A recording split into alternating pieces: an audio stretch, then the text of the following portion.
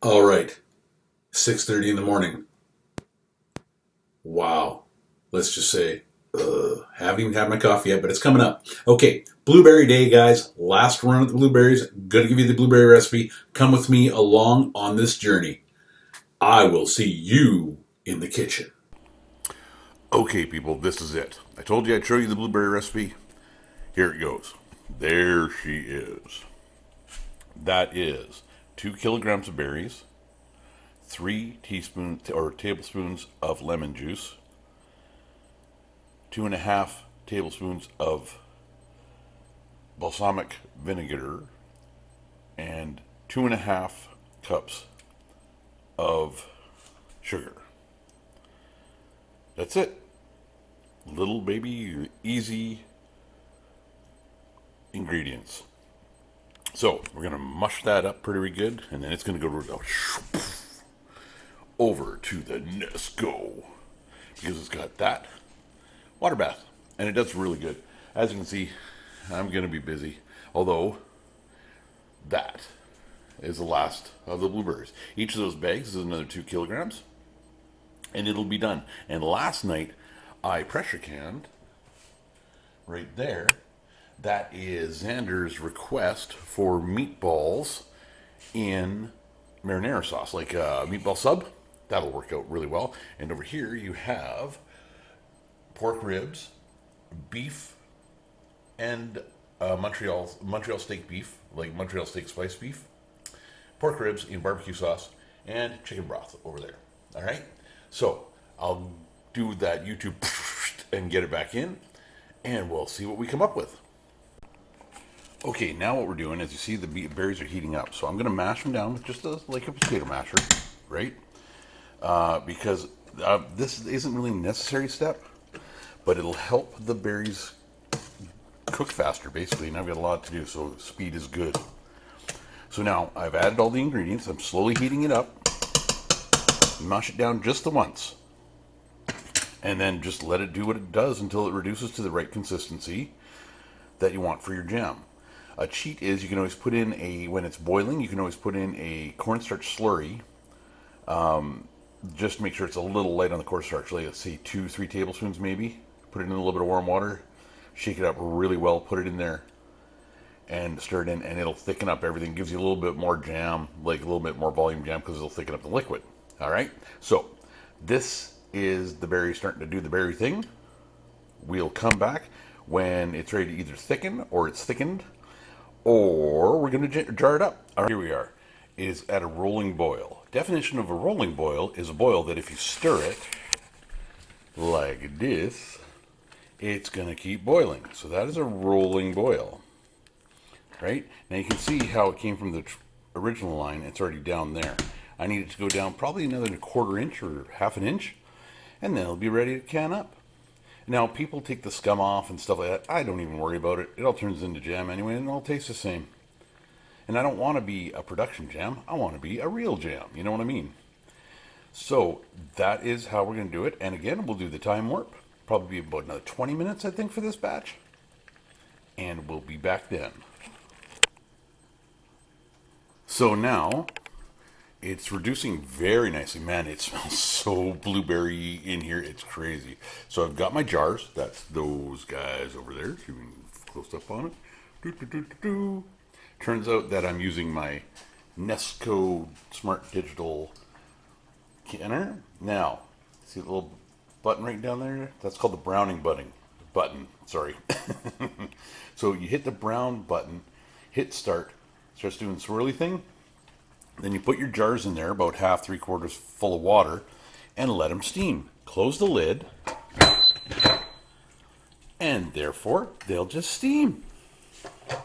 Make sure you're on vent though. You don't want to pressure cook your jars. So I'm using this to sterilize right now to get ready for the water bath, which is that button right there.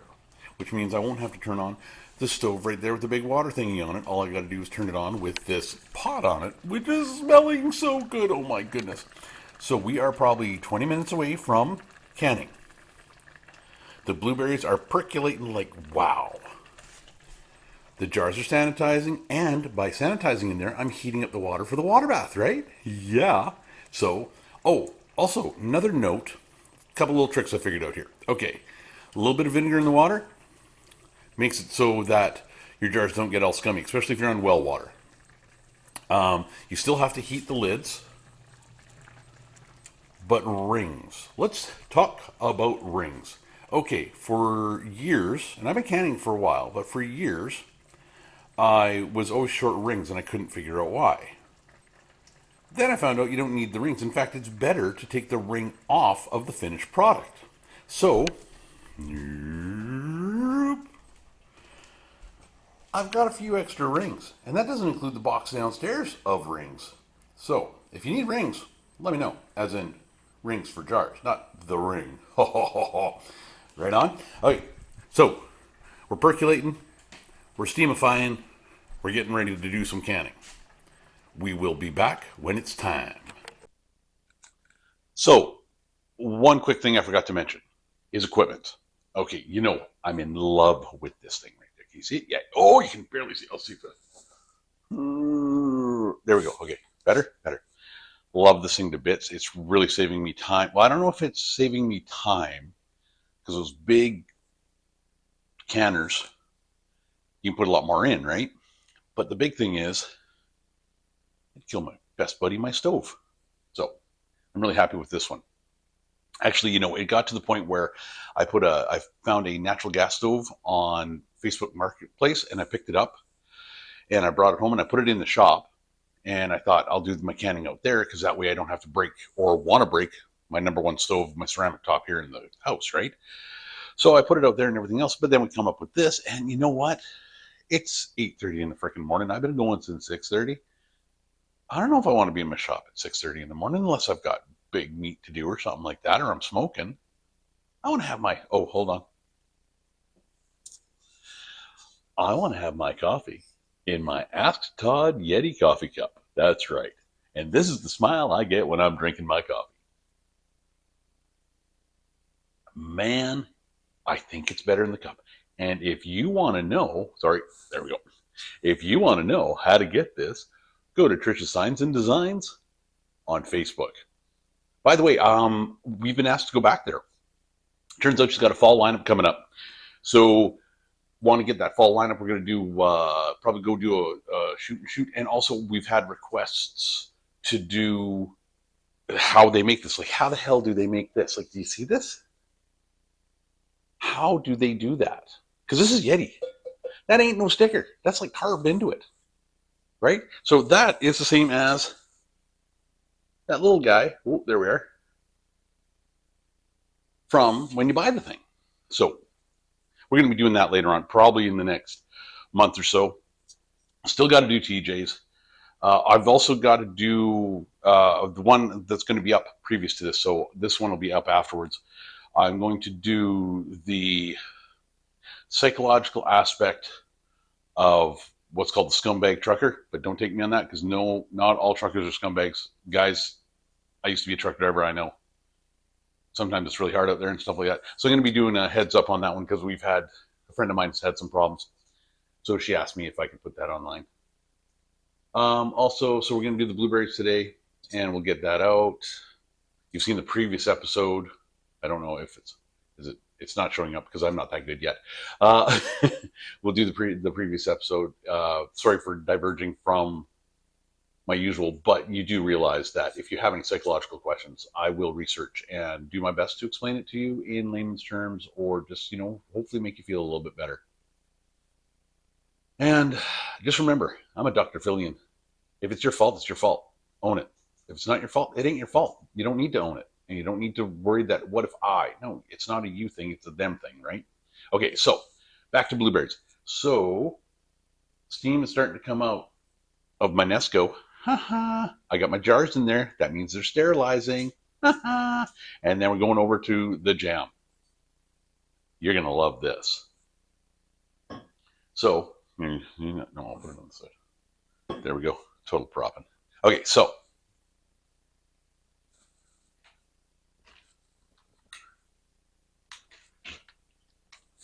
I did my little trick.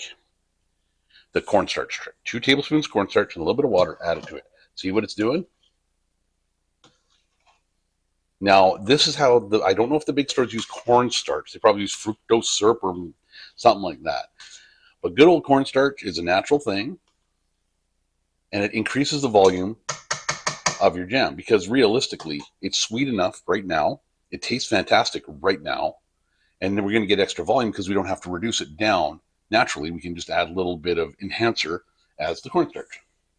It's a little yellow guy right there. So what I do is I take 2 tablespoons of the cornstarch, put it in a jar, like that, put the lid on it, shake it up, put it in, stir it in while it's boiling. Remember, once you put it in, you need at least 2-3 minutes of boiling time to make sure all the cornstarch is utilized within the mixture. Mixing gently, just give it some love, you know what I mean?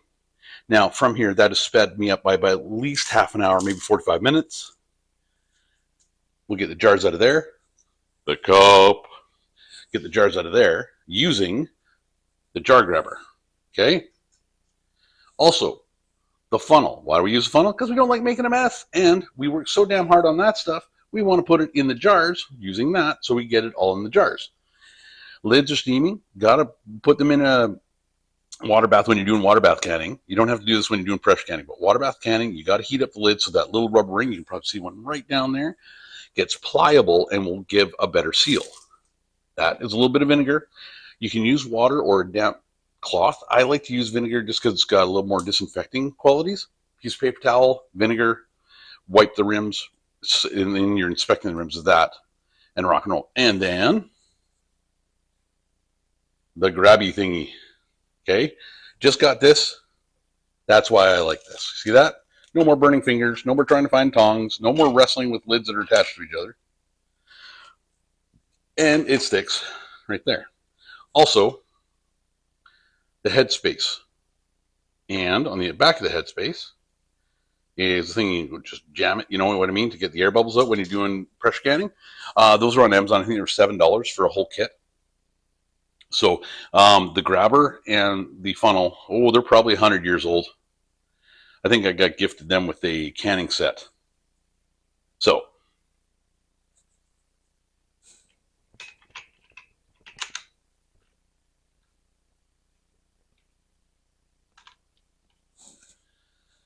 that's what you need.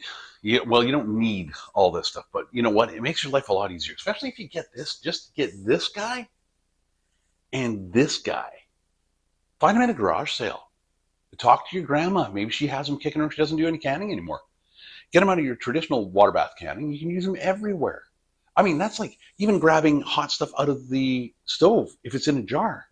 You can use that. And I can hear my Nesco bubbling. It means my jars are done. It's time to can.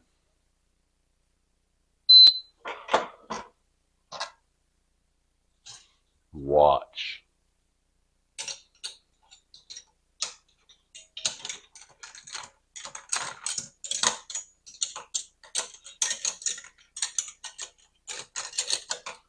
Okay. Take the jar out, dump out the water. See that? See how that grabs? Right? Safe and secure. Put it down. Let's rinse and repeat, man.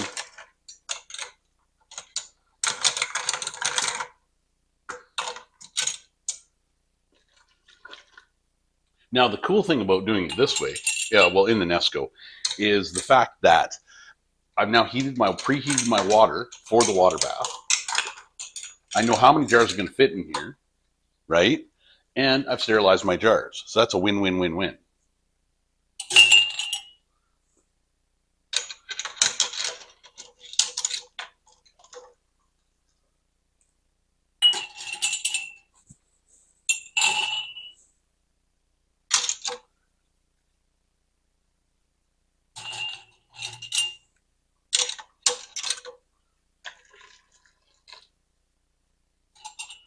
Okay, on this note, now what I'm going to do is I'm going to go turn on the kettle, make sure it's got lots of water in it. The reason I'm doing that is I'm putting very hot stuff in a very hot jar in very hot water. I don't want to add cold water to give it, thermal shock, which could break the jar or make a seal absolutely impossible.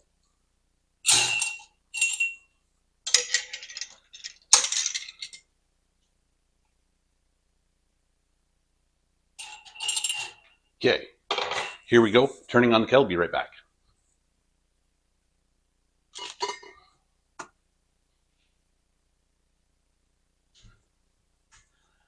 Okay, people, let's start canning. So this is how I do it. Make sure you turn off your elements when you're done because you don't want to leave them on. Ladle, funnel, funnel in jar,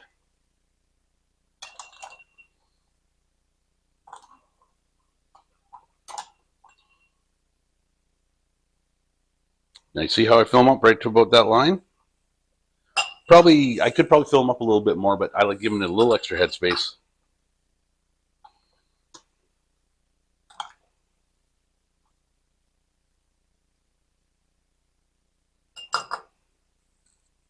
Now remember, these are hot.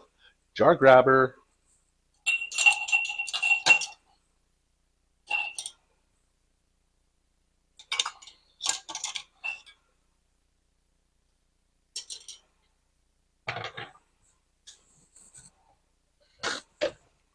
Piece of paper towel.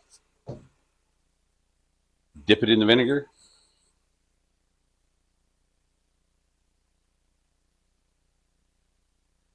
Got my little thingy thing.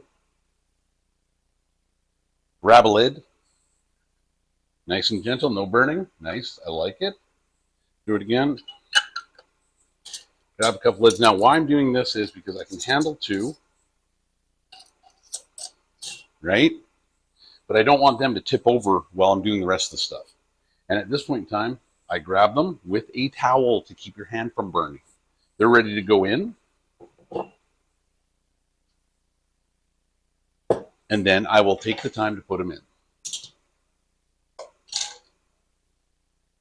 Now, the reason I'm taking time to put them in is, you see how many you got? It's going to keep them warm, right? You're not going to can them any quicker. It's just going to keep them warm.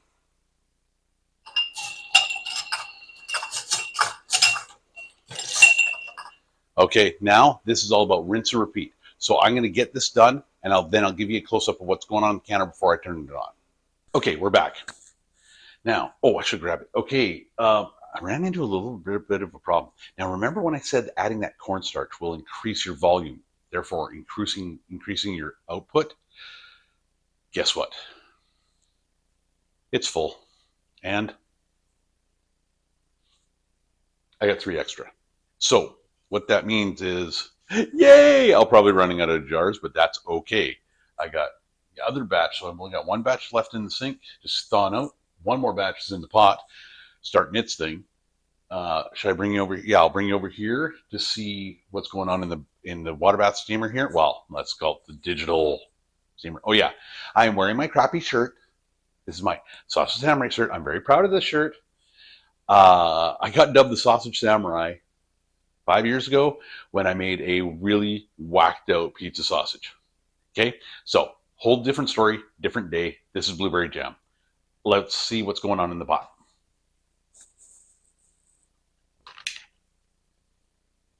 Okay, here we go. So we have 8 jars covered in water, ready to go. Close the lid. Water bath steam. Time, 20 minutes. 21 will do. Hit start. Make sure you're venting. You have to be venting. Okay? If you're not venting, that's that little guy right there. It's going to pressure can them, and we don't want to pressure can them because we like the berries in there, right? We don't need to cook them anymore. We just want to seal them. So, shameless shot of the cup. Extra 3 jars. Now, you might hear them pink on the counter. You don't know where they go pink and they're sealed. Don't trust it. Do that, right? Because remember, our goal here is to have 0 failures or as close to 0 as we can because we're working damn hard on these things, right? So that's in there. That's going to be 20 minutes. While that's doing that, we can do that, right? I'm going to bring the tripod over here and see if I can get you a shot of me setting up this recipe. Hold on. Okay, guys, look at that. Blueberries are bubbling. This is, by the way, 20 minutes later. How can you tell? Because we can go over here and check out the Nesco. Look at that. Time's off. That means it did it automatically. It's off gassing, we'll call it. Right? So that makes it so that the Nesco's going. The blueberries are cooking. I can pop that top right away. Do we want to see what's in there? I think we do. Shall we take a look what's going on in the Nesco? Let's do it.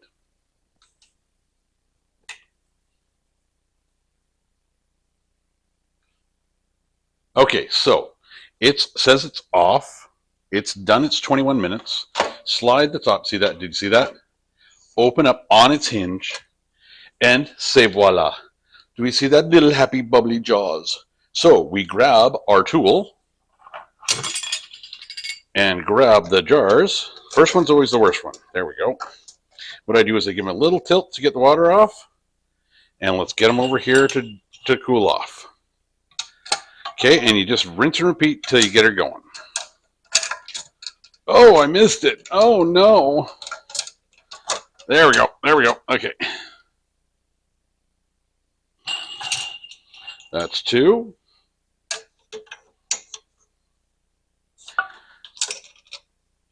That's 3. Wait till you see. You hear them? Do you hear the pop, pop, pop, pop? You know what that is? That's them sealing that fast. That one, did you hear that? Boom, right out of the water. Okay. Okay, so you got it? Got it? There we go. It goes whoop and down. I just had one punk in here. This one, just sealed. See? I'm going to have to move some jars here. There we go. Okay.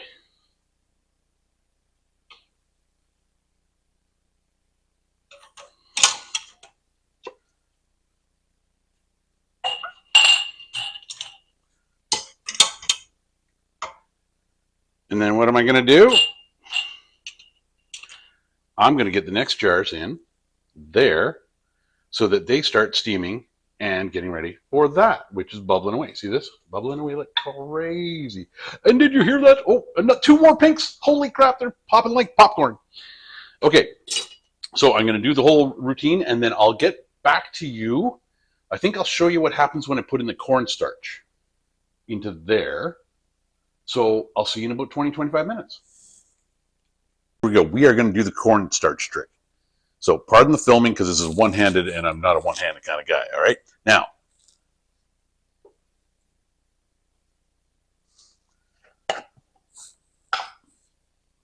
I have the jar of cornstarch. Also, if you ever want to add cornstarch to something, grab a jar, grab a lid, put them together, throw your cornstarch in cold water, not hot water, cold water, and swirl it around. See? Comes into just like a slurry or just a thing. So, here we go. See it? Reduced by probably a third. Around. Mixy, mixy. And watch what starts to happen. Already, it's starting to thicken up into a jam. Like, now remember, this is hot. When it gets cold, it gets thick. Thick, gooey jam. See it? That is my trick. If you don't like corn or you can't do corn, I get you. Just keep reducing it until it hits the right consistency. However, this way, if you're okay with cornstarch, use it. Now, there's a weird reason why. Everyone's like, why would you use cornstarch? Okay, if I put 2.5 cups of sugar in this, and it only makes 5 jars of jam, what happens when I put 2.5 cups of sugar in this, and it makes 11 jars of jam? Exactly. You've reduced the sugar by over half. Right? So, more gooder, more thicker, more better, still sweet as heck, tasty as heck, and ready to rock and roll. So now that that's done, you see how it's thickening up? That means I'm almost ready to can. So that's my cornstarch trick. 2 tablespoons of cornstarch, quite a bit of water, say a good, well, when you're looking at this jar here, probably a third full. Put on a lid, mix it up, put it in there, let it boil like this for about 3 minutes to make sure all that cornstarch is done what it's supposed to do. You can see how thick and luscious it's getting right now. And then we're going to can it up. Okay? Now, I'm going to let you go until I'm done, and we'll see what it comes out as in the end. Well, here it is, guys. Okay, it is now 1 o'clock. Just had lunch because I had to wait for the last batch in the steamer there. I'm loving that thing. Okay, so I've been going for a few hours, but I got all the blueberries are done. Boop, boop, boop, boop, boop. Because, wow, that was a lot of blueberries. Okay, so for today's production, done by one. Take off, say an hour for lunch because I was very lazy about it. We got 24, 25, 26, 27, 28, 29, 30, 30, 31 jars out of 6 kilograms using the cornstarch technique.